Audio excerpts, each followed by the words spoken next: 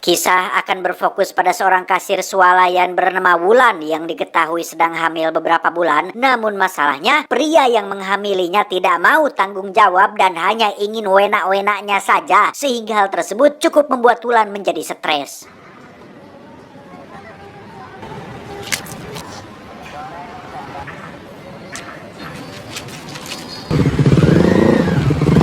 Wulan sendiri tinggal di kos-kosan sederhana dengan lingkungan yang kurang baik alias kebanyakan penghuninya adalah pengguna aplikasi hijau, di mana Wulan juga memiliki masalah dengan finansialnya yang berakibat pada keterlambatan pembayaran sewa kos-kosannya. Belum gajian, Bang. Iya, Bang. Zubaida. Wulan pun mencoba untuk kasbon kepada bosnya alias bapak manajer swalayan, namun ternyata beliau adalah lelaki kurang ajar yang sering sangean, sehingga ketika si bos meminta syarat yang aneh-aneh seperti staycation di luar kota, Wulan pun langsung mengundurkan diri saat itu juga. Semangat. Dia bernama Nita, satu-satunya sahabat dekat Wulan yang juga kerja di swalayan, di mana Nita berusaha untuk mencarikan pekerjaan baru bagi Wulan, tetapi nampaknya hal itu tidak mudah dan membutuhkan waktu yang tidak sebentar, sehingga untuk sementara waktu, Wulan hanya bisa berdiam diri menjadi pengangguran di kosannya. Bingung dengan nasib calon bayinya, aborsi juga perlu biaya yang tidak sedikit. Wulan akhirnya bergabung dengan grup Facebook Ibu Hamil khusus untuk para bumil yang membutuhkan bantuan, di mana Wulan akhirnya diberi jalan untuk bisa keluar dari masalah ini, yaitu memberikan hak asuh anaknya kepada orang lain, yang hal tersebut bisa dimulai dari saat ini juga. Kita bantu Bunda sebagai penyalur orang tua asuh. Dan inilah orang tua asuh yang akan merawat Wulan sampai melahirkan. Ada Pak Agus dan Ibu Eva. Mereka berdua dengan senang hati akan merawat Wulan selama hamil, dan ketika sudah melahirkan, bayinya akan diurus oleh mereka berdua, sehingga Wulan tak perlu khawatir lagi dengan masa depan calon anaknya tersebut. Selama kamu hamil, kamu bisa tinggal di rumah. Saya masih belum bisa. Ya sudah. Tak ingin cepat-cepat ambil keputusan, Wulan pun memilih untuk akan memikirkannya terlebih dahulu, yang karena Wulan diusir dari kontrakannya, dia pun pergi ke kontrakan si Nita yang kebetulan sedang bersama Pak Manajer, yang ternyata mereka berdua memiliki hubungan spesial dan rutin melakukan pengencerotan. Gue tidur sini ya. Ikutan sekalian. Pada akhirnya Wulan pun menerima tawaran Pak Agus dan Bu Eva untuk tinggal di rumah mereka sampai melahirkan, di mana lokasinya sendiri berada jauh dari perkotaan. Namun rumah mereka berdua cukup besar dan mewah, bukti bahwa Pak Agus dan Bu Eva adalah orang yang kaya raya.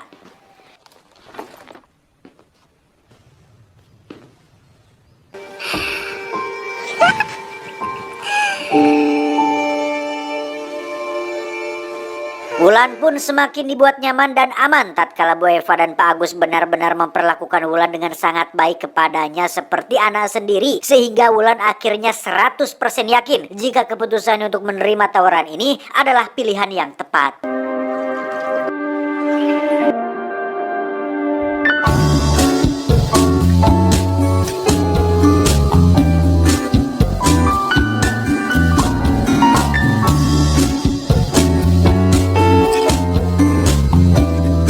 Keesokan paginya Bu Eva mendatangkan Bu Bidan untuk memeriksakan kehamilan Wulan, di mana beliau menjelaskan bahwa usia kehamilan Wulan sudah memasuki trimester 2 alias sudah berusia antara 13 sampai 27 minggu, sehingga Wulan disarankan untuk mengajak bayinya berkomunikasi seperti menceritakan cerita atau dongeng.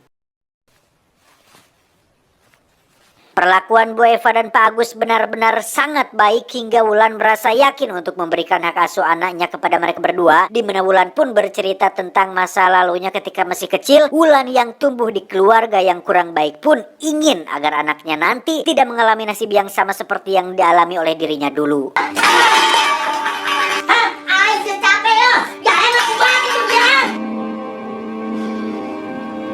Sesuai saran dari Ibu Bidan, Wulan pun mulai menceritakan sebuah dongeng untuk anaknya yang bukannya memilih buku yang berisi cerita yang baik-baik atau dongeng anak yang pemilihan katanya santun. Wulan justru memilih buku dongeng tentang bandit dan pasar setan yang berisi penuh dengan kata-kata yang tidak pantas.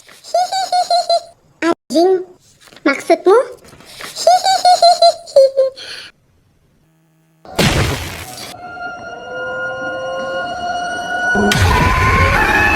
Dan ya, entah karena buku berisi dongeng setan atau faktor lain, untuk pertama kalinya Wulan bermimpi buruk didatangi oleh sosok wanita yang menyeramkan, sehingga sejak saat itu Wulan mulai merasa ada sesuatu yang lain tentang tempat tersebut.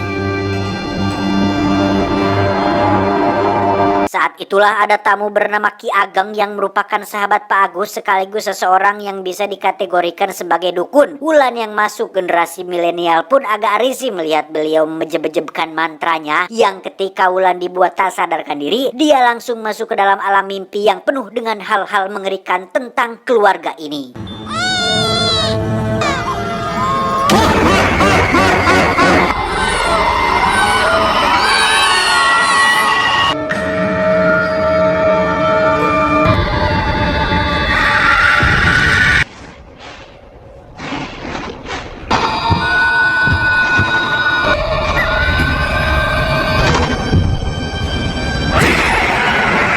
Akibat mimpi buruk kedua itu, Wulan yang di awal yakin tentang pilihannya pun mulai merasa tidak nyaman dengan rumah ini termasuk Bu Eva dan Pak Agus, sehingga Wulan akhirnya menghubungi Nita untuk menjemputnya agar bisa secepatnya pergi dari tempat ini. Namun tiba-tiba muncul Bu Eva yang tak sengaja mendengar percakapan tersebut, sehingga ketika malam harinya di kontrakan Nita, muncullah seorang driver kolot yang mengantarkan pesanan berupa sate yang padahal Nita tidak pernah memesannya, tetapi karena si bos alias Pak Manajer sedang lapar, dia pun menerima pesanan tersebut tanpa tahu siapa dan dari mana pesanan tersebut berasal.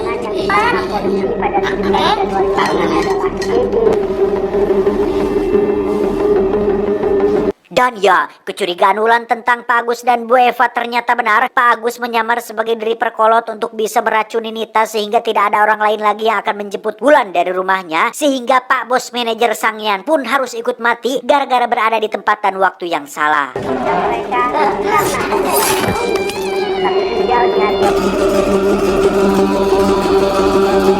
Keesokan paginya Wulan mencoba menghubungi Nita tetapi tidak ada balasan. Yang ketika mendengar ada suara mobil datang, Wulan sempat curing hak alias senang karena mengira jika itu adalah Nita. Tapi ternyata itu adalah orang lain, lebih tepatnya seorang pemuda tampan dan gagah bernama Bergas yang merupakan putra kandung satu-satunya dari Bu Eva dan Pak Agus.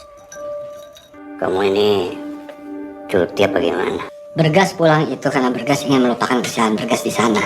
Satu-satunya cara untuk Wulan bisa pergi dari tempat ini adalah dengan menggunakan layanan transportasi online yang karena tempat ini berada cukup jauh dari perkotaan. Harganya pun cukup lumayan, sekitar 300.000, sehingga Wulan yang tidak punya uang sepeser pun memutuskan untuk mencuri uang dari dompet si Bergas ketika dia sedang jogging di pagi hari.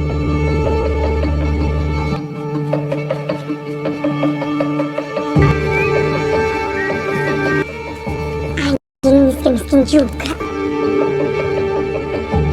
Keberadaan Wulan di rumahnya tentu menjadi pertanyaan untuk Bergas. Mereka berdua menjawab jika Wulan adalah keponakan temannya Bu Eva yang sengaja mereka rawat karena tidak ada yang mengurus. Bergas pun teringat dengan Mbok Sum, wanita hamil yang juga pernah tinggal di sini dan menjadi pembantu di rumah mereka, sehingga Wulan bukanlah wanita hamil pertama yang Bu Eva dan Pak Agus rawat di rumah ini.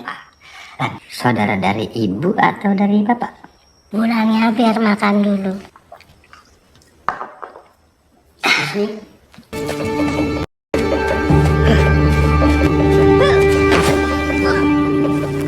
Singkat cerita, malam pun tiba. Gagal mendapatkan 300.000 dari dompet Bergas, Wulan pun nekat masuk ke kamar Bu Eva yang ketika sedang kokoreh dompet milik beliau, muncullah Bergas dan Bu Eva, sehingga Wulan bersembunyi di dalam lemari. Mereka kembali membicarakan tentang Bosum yang setelah melahirkan anaknya tiba-tiba menghilang bak ditelan bumi. Saat mereka berdua sudah pergi itulah Wulan langsung keluar, tetapi Udah mulai sakit nih, Bu.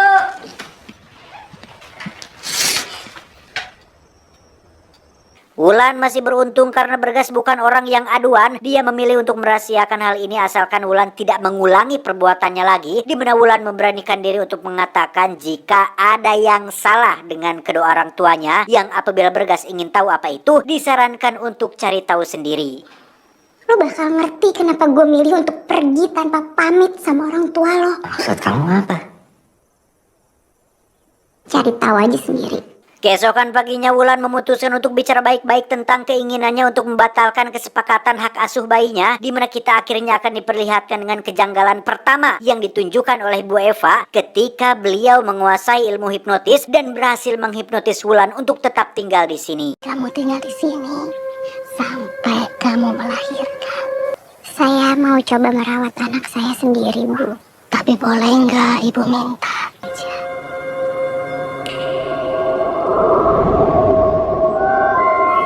Iya. Bergas kembali menemui Wulan secara pribadi setelah merasa jika apa yang dikatakan Wulan tentang orang tuanya ada sedikit benarnya, di mana Bergas mengakui jika Wulan bukanlah wanita hamil pertama yang tinggal sementara di rumahnya, sehingga ketika keduanya sudah satu frekuensi, mereka berdua pun mulai melakukan penyelidikan untuk mengetahui apa yang sebenarnya sedang disembunyikan oleh Pak Agus dan Bu Eva.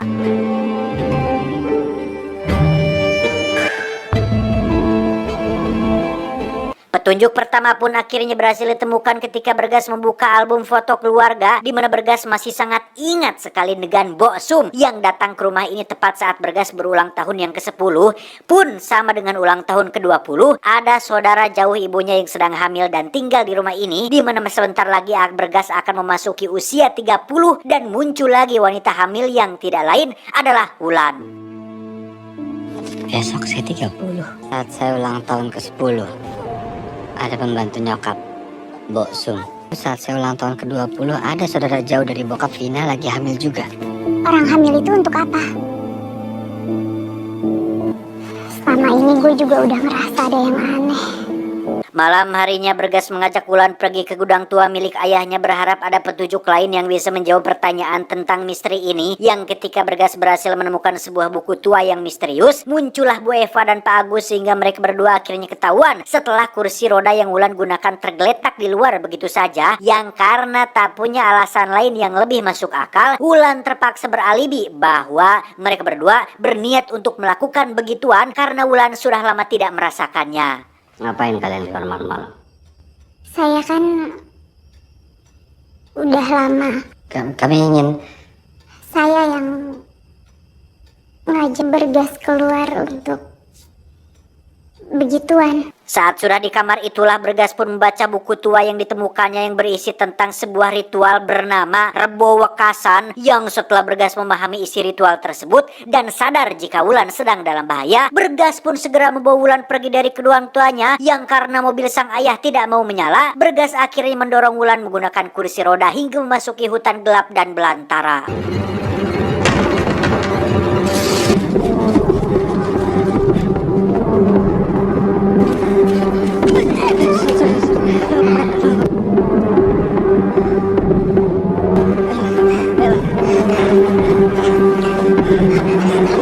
Usaha mereka berdua akhirnya gagal setelah Pak Agus berhasil menangkap keduanya. Sadar-sadar Bergas sudah dalam kondisi terikat dengan Pak Agus yang akhirnya menceritakan tentang kebenarannya bahwa wanita-wanita hamil yang pernah tinggal di rumah ini termasuk Wulan adalah tumbal untuk kelangsungan hidup Bergas yang dilakukan setiap 10 tahun sekali. Bapak ngelakuin ini semua untuk mitos, Pak. Terungkaplah jika Bergas ternyata adalah anak yang lahir tepat pada hari Rebu, lebih tepatnya Rebu Wekasan, yang dipercaya merupakan hari sial di antara hari-hari paling sial yang pernah ada. Pada awalnya Pak Agus dan Bu Eva pun sendiri tidak percaya dengan mitos ini, tetapi ketika Bergas memasuki usia 10 tahun, dia tiba-tiba jatuh sakit. Medis tidak bisa mendeteksi apa penyakitnya, pengobatan tradisional pun berkali-kali gagal menyembuhkan, sehingga Ki Ageng, sahabat Pak Agus yang seorang dukun, menyarankan untuk melakukan sebuah ritual tidak manusiawi dengan menumbalkan wanita hamil yang ada pada saat itu, yaitu Mbok Sum yang kebetulan kerja di rumah mereka, di mana Pak Agus dan Bu Eva tidak memiliki pilihan lain selain melakukan ritual tersebut demi membuat Bergas anak kesayangan mereka tetap hidup.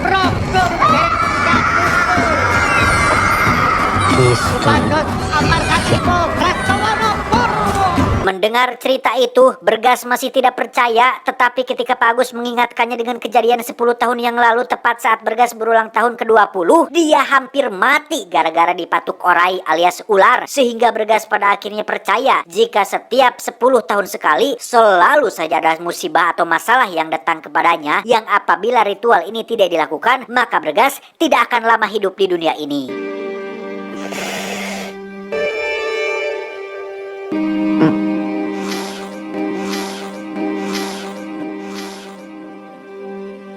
lihat ibu. Tibalah malam ritual Rebo Wekasan bertepatan dengan lahirnya bayi Wulan. Bergas yang sudah tersadar dari hipnotis ibunya pun berhasil melepaskan ikatan menggunakan pecahan botol, di mana Bergas segera nyerenteng alias muncul dengan mengancam akan bunuh diri apabila mereka semua tidak melepaskan Wulan dengan segera. Tolong sekali ini, Bergas dengerin ibu ya nak.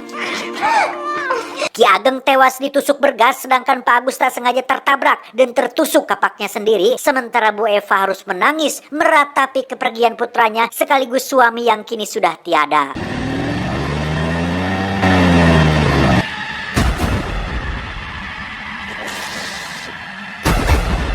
Entah apa rencana Bergas dan Wulan selanjutnya, mereka berdua memutuskan untuk melipir dulu di pinggir jalan membeli minum untuk si bayi. Di mana saat Bergas baru saja membuka pintu mobil untuk pergi ke warung, tiba-tiba